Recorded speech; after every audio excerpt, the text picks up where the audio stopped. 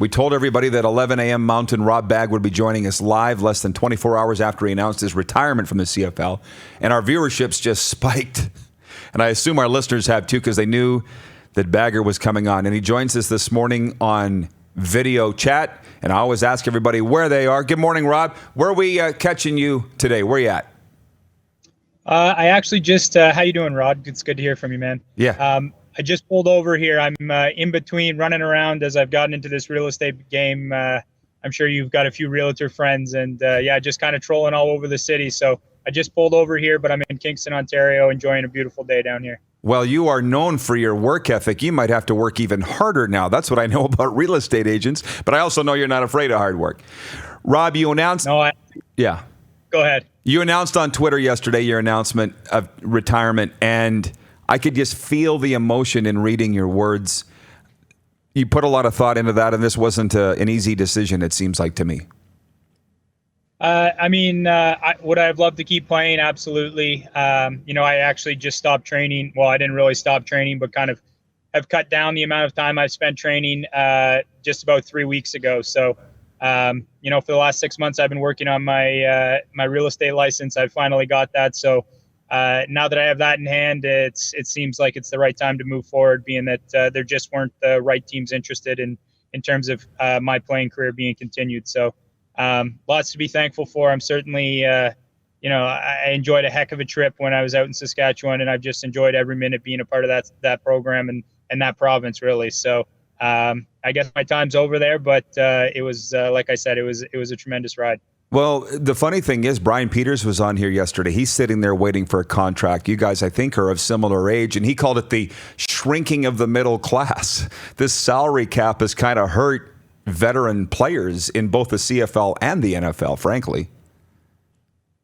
Yeah, I think it makes it a little bit difficult. Any industry where there's, a constant influx of new, younger players that are willing to play, obviously for a significantly less amount of money, it's difficult to keep up, and you just have to be that much better to try and retain that job. So, obviously, I know BP can still get it done out there, and I'm optimistic that he'll get another opportunity. But as we've seen so many times before, it's just kind of the nature of the business.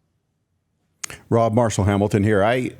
As we were talking about you all morning, people writing in about some of their favorite memories, touchdown this, catch that, etc. Unfortunately, at the risk of sounding a bit morbid, what I remember most about your career is how you had these devastating knee injuries, but still, and would lose the whole season, but still found the fortitude to come back. And I'm just wondering, as you reflect back on your career now, tell me about sort of what you learned through those experiences, and tell me where you got that. Like, were you just born with this attitude that nothing's going to stop me? I don't know about being born like that, but certainly the people that have influenced my life, my parents, my grandparents, and then just my inner circle of close friends. Unfortunately, I kind of experienced some low moments in life when I was younger in high school that kind of, that really showed your true character and the type of people that you surround yourself with. And I've just tried to carry a mantra of, find the hardest working guy in the room and outwork that individual since an early age. So I enjoy working hard. I take pride in my work, and I've kind of always put my attention to the game of football and loved every second of that, and would keep doing that if it allowed me to. But as in everything, there usually things come to an end, and that's hence why I'm moving forward in this industry. But the knees, that was really kind of, for most people, you would consider the prime of your career that I wasn't able to play the game. But at the same time, I honestly wouldn't change too much. It made me appreciate things so much more that had I not experienced those things, maybe I wouldn't have looked at it the same way. So I think you just got to take the whole experience as it is and appreciate the highs and recognize that the lows made those highs that much more memorable. Rob, I got two for you. First, we were just talking about the 07 story. I want to get your thoughts on that. What do you remember about 07 training camp and telling Ken Austin that you're going to go back to university and not play for the Riders? What a story. I honestly don't remember too much from training camp, but I certainly remember not being drafted. Never forgot that moment. And, really when I didn't get picked and I'm looking at these 10 receivers that got picked, I'm just thinking to myself, well, in my head, it made sense to go back to university and show, or at least prove to everyone that I was the number one receiver in Canadian college at that time. So that was kind of my mindset and a big reason why I went back. Of course, your mom likes to hear that you're going back to finish your education. So the story kind of fell along those lines, but certainly I had some self-motivation there and internal reasons why I wanted to go back and play one more year of university football.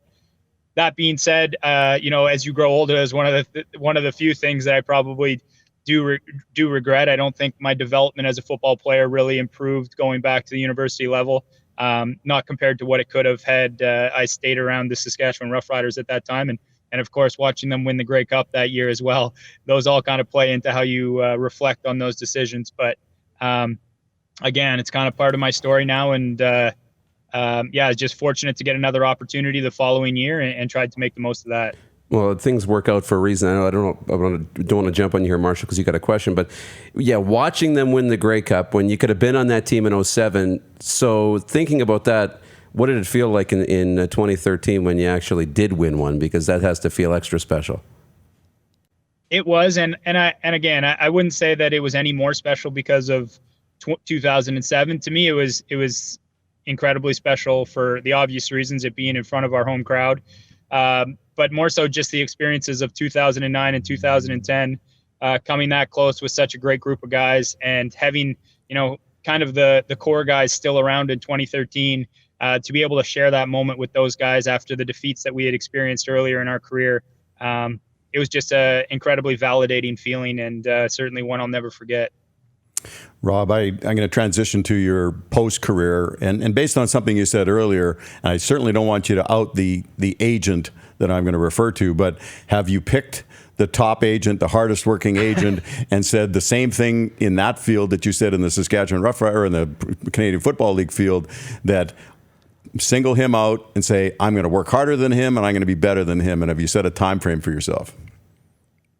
I wouldn't say I've set any time frames. There's I can definitely appreciate the fact that there's a lot to learn in this industry. That being said, in my opinion, the top agent in the town right now is actually one of my close friends, a guy that I grew up with, Mike Giffen, and oddly enough, he was on the Grey Cup winning teams in 2009 and 2010 as a special teams player there for Montreal. So we go way back to being kids and growing up together, and then playing ball at Queens, and he's a tremendously hard worker as well. So, as I've partnered up with him, I think there'll be lots to push myself and lots of individual goals, and I'm sure we'll compete with one another on a daily basis. Well, speaking of, and it sounds like your phone's going off, you're getting calls, man, we don't want to keep you. I know you're going to be busy, but Weston Dressler was on here a couple of weeks ago, speaking of hard work and speaking of your best friends. And I said, why did we never have that race that I was always trying to sanction, Weston Dressler versus Rob Bagg? And he said Ken Miller wouldn't allow it, and two, you guys would injure each other trying to beat each other, and that's probably why Kenny wouldn't sanction it. Is that what happened? What can I say about Dress that people already don't know? I mean, he was for a guy that was undersized, he brought it every day, and it was fun to chase him around trying to make blocks for those guys for so many years, and just our relationship. I mean, Dress is just a best friend. He's the type of guy that you're just grateful to have in your life. He's a tremendous football player, but a better human being, in my opinion. And between him and Getz, and I'm not sure where I got cut off last time there, but between him and Getz, and I'd be amiss to not mention Double D too. Those guys played such huge roles in terms of creating a career, but extending a career for a long term for me. So. I consider those guys my brothers and absolutely love them. And there's so many other guys too, on both sides of the ball. I was overwhelmed with how many guys reached out yesterday to, just to say congratulations on the career. So, it just makes me smile thinking about it. But Weston was certainly a special player and a guy I'm very proud to have lined up and for the most part blocked for, but definitely had a lot of fun playing the game with him. You mentioned pride. What are you the most proud of this 11-year Hall of Fame Grey Cup winning career? I'd probably now looking back, just being able to overcome the knee injuries. There were a lot of dark days there, dark moments there where, I wasn't sure if it was going to be able to work out, but I got to give Ivan a lot of thanks.